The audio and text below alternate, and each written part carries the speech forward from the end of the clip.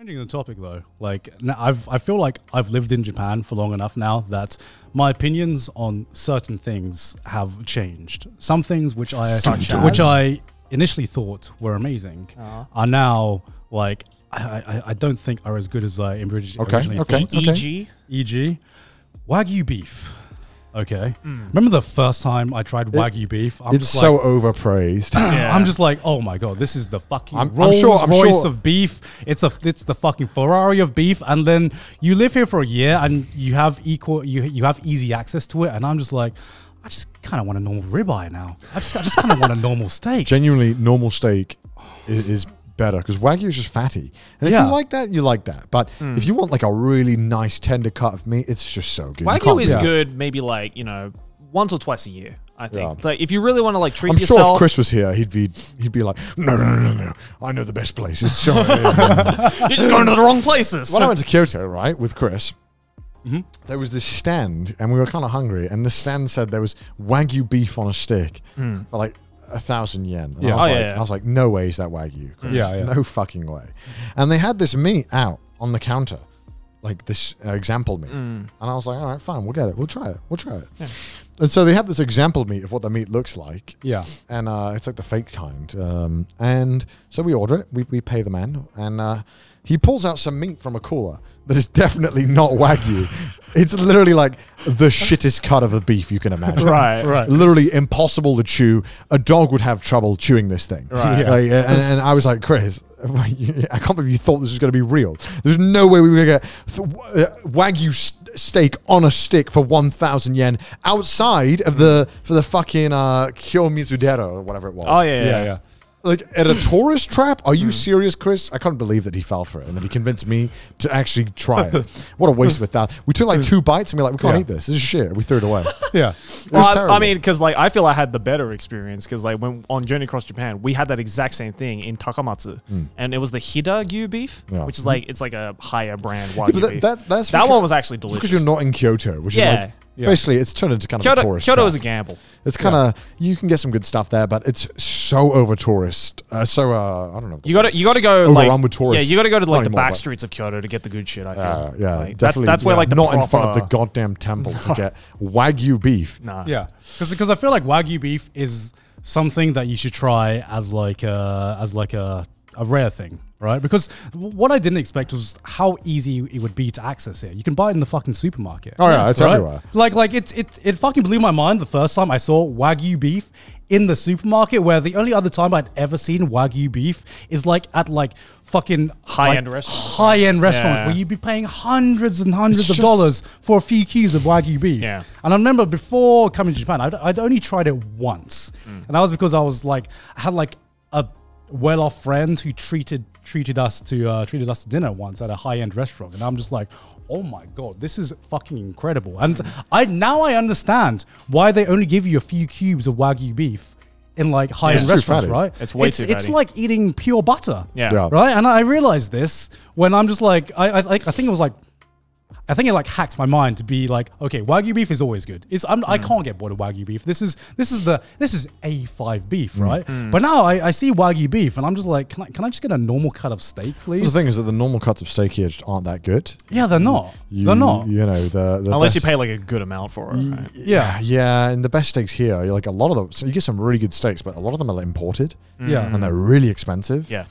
You know, you're paying an absolute premium for good steak. And again, like it's like I feel Wagyu beef is a lot like getting like the super fatty tuna like sushi. Right? It's like you can't eat that shit all the time. It's because you eat it every now and then that it's good. I don't know if Japan did this intentionally or not, but it's definitely a branding thing. Yeah. Wagyu beef is very good branding. Yeah. I don't know how, because it's all over the fucking place in Japan. You don't know what's Wagyu. What's constituted as Wagyu. It's like it's not.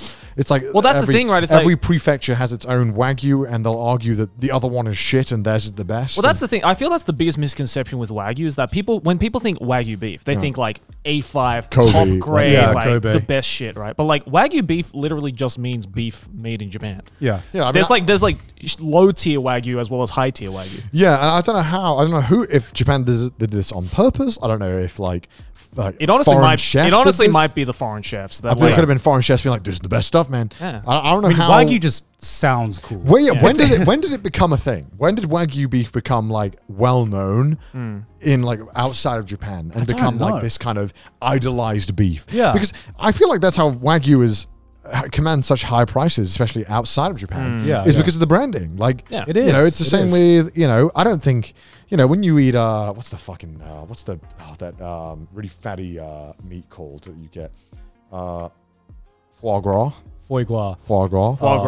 I don't think it tastes that good. Do not. I think that's overrated. How the the duck liver. Yeah, I don't know how the fuck they've managed to charge so much for it. That is also just eating pure fat. I eat it and I'm like, fuck. I feel like a bit sick sometimes because I'm just like, oh, it's very fatty. Yeah, it is very, very fatty, and kind of Wagyu kind of feels the same after. How did they convince us that foie gras was like a luxury item and that we should pay out of our pockets insane amounts for it when it barely tastes because good? it's a fucking trek to make. That's why you say that, but then like we like killed caviar to the point where we made them so extinct that we made them valuable. Yeah, like. Caviar was never going to be valuable. No. Again, like the only value of caviar comes from the fact that it's so rare. Yeah. Like, well, it's similar with lobsters, right? We've made it. Yeah, we've made it. Like rare. lobsters, lobsters used to be the cheap meat that that the working class people used to eat, right? And then I'm not sure why it increased in price. I don't know if like the corporations like. Probably because the working class artificially, it's been overfished. Was it overfished or did they artificially? I believe it's been overfished. I can't. Price. But it's a really interesting story, and I wish I remembered the detail of it. But like all I know is like lobsters was a really cheap meat until one day it just wasn't anymore, right? And then it wasn't. But that goes to show though the price. Doesn't really correlate with good tasting food. I mean, I hate to shout out Wales all the time, but there was some really fresh local produce that was so cheap. And that was amazing. And I still haven't had better stuff anywhere else from from there. Yeah. And I don't want foie gras. I just want a nice, beautiful cut of meat, fresh from the day. Yeah. And it's like Wagyu beef. I feel like when I first moved to Japan, I could not understand why every steak. Like they marketed it as like imported from Australia, and I'm just like, why would you import beef when you have Wagyu here? And like now living here for like almost 2 years, I'm like, I get it. I want a fucking Australian steak. Yeah, sometimes, man. Angus beef's a fucking dope. It's also Angus beef's a fucking dope. It's like a very luxury thing. Like there's a lot of they import a lot of beef from like Ireland and stuff too here. Yeah. Ireland exports a lot of meat to Japan. Yeah, because like if you're bored of Wagyu beef, then just the normal cuts of beef here just aren't as good as and like you can play around a lot more with the seasonings on on a normal cut of I feel steak. with a lot of those kinds of foods like Wagyu and like foie gras and stuff like that, it's all just like a namesake, right? It's just this, like, I don't think anyone realistically fucking every week is like, where's my foie gras, sir? Like, it's like pufferfish, right? Like fugu is also another thing where it's like you eat it just to say you ate it. Yeah. But like no one is like actually going to be like, oh, fugu is the best tasting thing in the world. Spoilers, it's not. It literally tastes like nothing. I've had it a couple of times and I'm just like, this just put your life in danger. Yeah, I'm like, this is cool. I guess I can say that I ate pufferfish, but it's like, man, sometimes I just wish I was like a fucking dog, bro. You can give them the same meal every single day, and they get hyped as fuck for it. Yeah, like, right. Yo, is it time for the same meal again? Yo, you gotta be kidding me. Let's go.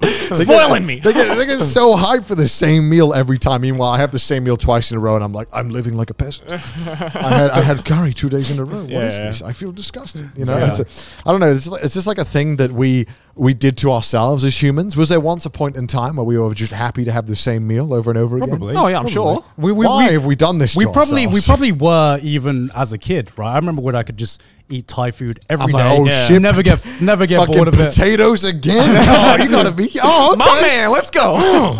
Put some salt on that. Oh yeah, let's go. Changing it up a bit. Put some beans in that shit. Let's go. And then like I tried like Japanese food for the first time. I'm just like, damn, I want to try this again. I tried Mexican food for the first time. I'm like, fucking give me more. My need of variation in taste has skyrocketed since Japan. I think it spoiled me because now I used to be content just eating like fried chicken like 4 times a week, and I would be like, this is fantastic. Honestly, that's the second thing I think is overrated in Japan. Fried chicken. Yeah. Well, Japanese don't really. I don't think they do fried chicken very good here. No, I think that the Koreans definitely do it better. Korean fried chicken, yo. Yeah, I was gonna say, man. I've like Americans think they like have mastered fried chicken. I'm like, no, the best fried chicken I've had is from Korea. Korean fried chicken, best in the world. Yeah, I said it. They season it. They don't go too overboard. Sometimes in America, you get way too much seasoning. Yeah. In Korea, you just get like beautiful different variations of seasoning. The Yeongnyeom chicken is like, and it's not just that. It's just so good. It's the perfect texture as well, where it's just like a little bit crispy. It's you can't like it's the perfect It's marriage. a little bit crispy and like the meat's not too wet. But also, it's not dry either. It's not dry. It's just the perfect combination of everything you'd want in a fried chicken. But also, not to dog on, like fried chicken culture in London is amazing. We have such good fried chicken in London. Really? Disagree. That's why we have a. That's why we have a whole. That's why we have a whole channel. That's why there was a whole channel at one point dedicated to reviewing fried chicken in London. It's so varied, bro. It's fucking way too greasy, man. You're going to the wrong place. You're going to the wrong boss man. You're going to the wrong boss. Oh my god, man. you sound like Chris right now. You just go to the wrong places. No, because London is so varied in the chicken. We were so close to having a podcast where we agree on everything. No, it never happens. Fried chicken in London is amazing, man. You get so fried chicken in London is only amazing after you're fucking shit faced. It's like people who it's like people who defend kebabs, and I'm just like, would you ever eat a kebab sober? No. You probably had there's a reason you're shit faced. You probably had a shit local fried chicken shop. The one underneath me was amazing. The way they seasoned the chicken, they did barbecue wings, and I've never had barbecue wings as good as this in my life. They were so cheap too. I don't know what they put in it. Probably like all god awful chemicals. Yeah. But that shit was amazing. I've never had barbecue wings that are as good as that. And it was like £1 for like 8, warringly cheap, but it was amazing. You sure that was chicken? Probably even wasn't. But I don't know what it was, but it was the best wings I'd had. Jeez. No, I mean, like to me, the best fried chicken I've had in the UK is KFC. Like that's okay. It's I'm not going to say it's the best because it's not. That's saying but a lot. It is very good in the UK. It is for some very reason good. They make very good KFC. It is very good, and like every fried chicken I've had in London or every chippy or whatever it feels like a downgrade to KFC to me. I feel like you guys do chicken pretty well though. KFC in the UK is by far the best KFC I've ever had. In Japan it sucks. Yeah. Oh no, Japan it sucks. In America it's war crimes. Yeah. Elsewhere I assume it's just not as good. Australia it's a little bit overrated. I'm sure there's someone from some country that's like, yeah, but in this country it's better. Shut up. I haven't been there. So how would I know that?